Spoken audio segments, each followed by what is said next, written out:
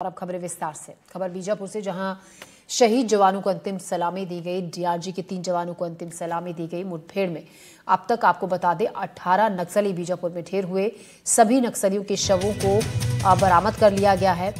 शहीद प्रधान आरक्षक मोहन बर्दी, शहीद आरक्षक दुकारू गोंडे और शहीद जवान रमेश सोड़ी। तो आपको बता दें बीजापुर में शहीद जवानों को अंतिम सलामी दी गई। डीआरजी के 3 जवान जिन्हें अंतिम सलामी दी गई। मुठभेड़ में अब तक कुल 18 नक्सली जो कि ढेर हुए। आप तस्वीरें, हम आपको 2 तस्वीरें दिखा रहे हैं। शहीद जवानों को अंतिम सलामी दी गई। डीआरजी के 3 जवान जो कि इस मुठभेड़ में शहीद हो गए। नक्सलियों के साथ जो मुठभेड़ हुई थी, शोकाकुल परिवार के सदस्य जवानों के, इन तीनों जवानों को अंतिम सलामी दी गई। डीआरजी के 3 जवान जो कि इस मुठभेड़ में शहीद हो गए। इस मुठभेड़ में 18 नक्सली ढेर कर दिए गए थे। सभी नक्सलियों के शव भी बरामद कर लिए गए हैं। और जो 3 जवान शहीद हुए हैं उनके नाम शहीद प्रधान आरक्षक मोहन बर्दी है और शहीद आरक्षक दुकारू गोंडे और शहीद जवान रमेश सोड़ी।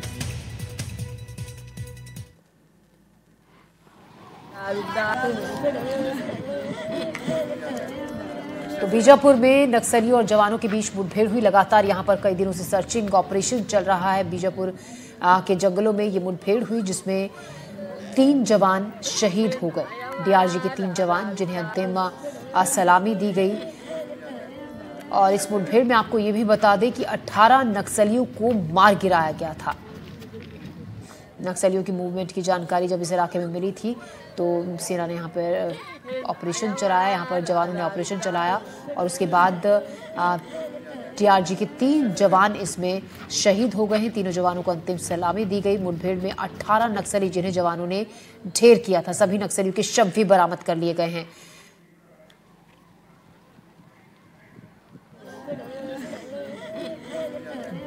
जवानों को अंतिम सलामी दी गई थी। सभी नक्सलियों के शव बरामद कर लिए गए हैं। बीजापुर में ये मुठभेड़ हुई थी। लगातार नक्सलियों के खिलाफ ऑपरेशन चलाए जा रहे हैं। इन ऑपरेशंस में जवानों को सफलता मिल रही है। के बाद एक कई ऑपरेशंस को अंजाम दिया गया। इन सभी ऑपरेशंस में बड़ी कामयाबी मिल रही है। लेकिन एक दुखद बात आपको बता दें, अभी बीजापुर में हुए इस नक्सली ऑपरेशन में 3 जवान शहीद हो गए। डीआरजी के 3 जवान शहीद हो गए हैं। 18 नक्सलियों को उन्होंने मार गिराया था। सभी नक्सलियों के शव भी बरामद कर लिए गए हैं।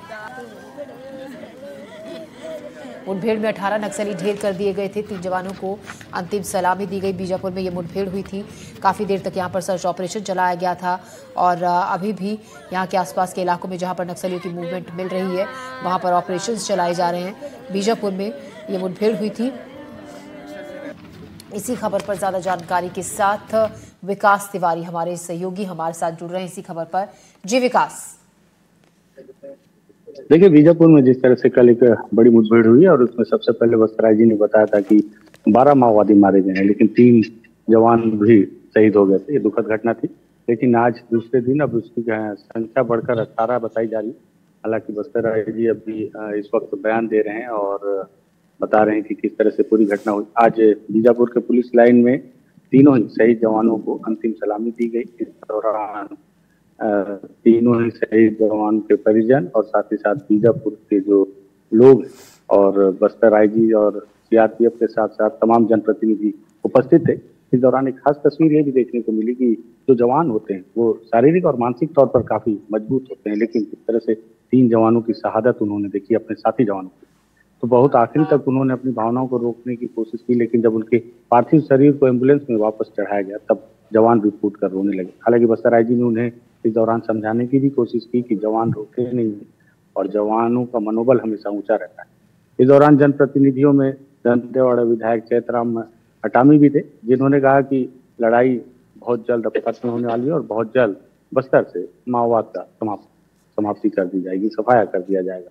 लेकिन जो भी हो, जिस तरह से 3 जवान शहीद हुए हैं, निश्चित ही तौर पर एक अंतिम लड़ाई के तौर पर जो दावा किया जा रहा था, उस अंतिम लड़ाई में ये आश्चर्यचकित या अचंभित कर देने वाला पलटवार माओवादियों का। जिस तरह से माना जा रहा है कि माओवादी पूरी तरह से खत्म होने के कगार पर हैं, उनके पास ना तो लड़ाके हैं ना तो कारतूस है।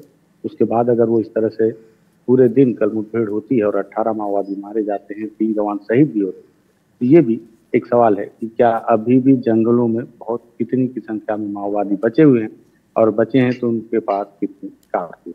जी बिल्कुल विकास, यही सवाल कि लगातार जिस तरीके से जो आंकड़े सामने आ रहे हैं नक्सलियों के मार गिराए जाने के या फिर सरेंडर करने के, काफ़ी बड़ी संख्या ये होती है। अब ऐसे में हम ये भी आपसे जानना चाहेंगे कि अभी भी वहाँ पर जो आसपास का इलाका है वहाँ पर सर्चिंग अभियान अभी भी जारी है, और खबर ये भी है कि इन नक्सलियों से जो मारे गए हैं काफ़ी मात्रा में हथियारों की भी बरामदगी की गई है। देखिए, कुछ ही देर में अभी प्रेस कॉन्फ्रेंस होने वाली है बस्तर जी की, जिसमें वो सारे जानकारी दी जाएगी कि मारे गए जो कैडर हैं उनकी शिनाख्ती किस तरह से हुई है, मारे गए माओवादियों पर कितना इनाम था। साथ ही साथ जो प्राथमिक जानकारी उसमें LMG AK-47 303 जैसे इंसास जैसे कुछ राइफल के बरामद होने की सूचना पुलिस ने प्राथमिक तौर पर दी है। साथ ही साथ पुलिस का ये भी कहना है कि सुरक्षा के कारणों से बहुत सारी जानकारियां अभी ओपन नहीं की जा रही हैं, लेकिन आज जब प्रेस कॉन्फ्रेंस की जाएगी तब पता चलेगा कि सफलता कितनी बड़ी है। लेकिन फिर भी नुकसान उससे बड़ा है कि 3 जवानों की शहादत होना, और ये भी है कि जिस इलाके में मुठभेड़ हुई है उस इलाके को भी कॉर्डन करके रखा। जी विकास, शुक्रिया आपको जानकारी के लिए। और खबरों में बढ़ते आगे बात MP विधानसभा के चौथे दिन की कार्रवाई, सदन के